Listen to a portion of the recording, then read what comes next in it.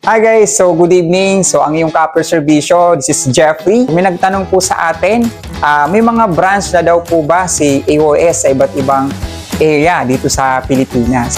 At yan po yung sasagutin natin. So I am proudly to say and so happy no na nag-start po tayo this year, noong January. And right now, meron na po tayong 4 na branch. Yeah. Uy, sana all. Yes. Na kung saan guys, meron na tayong branch po sa Cebu City. Ayan. So, kung meron po kayong mga kapartners or family, so pwede kayong mag-visit po sa ating branch sa Cebu. And the second is sa Cagayan. Ayan. So, meron na po tayo sa Cagayan City. And the third is, meron na rin po tayo sa Nueva Ecija. Ayan. So, kung may mga partners po tayo dyan sa kung may mga relatives, friends, ka-workmates, so pwede niyong imbitahan po dyan sa Cagayan.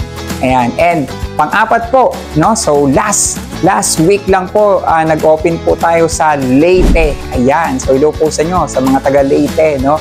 So grabe guys, no? So palaki po ng palaki si AYS.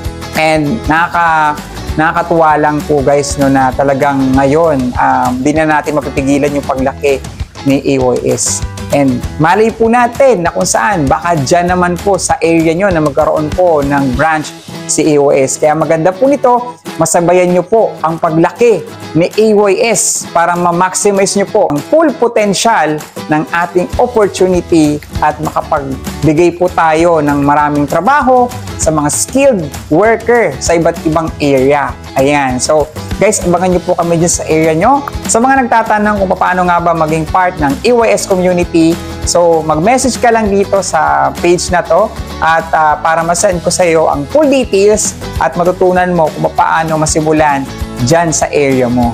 So guys, yun lang ang iyong Copper Servicio. For more updates, so palike and follow na rin po ng ating page and para updated ka po sa mga updates natin dito kay AYS. So see you and welcome sa AYS.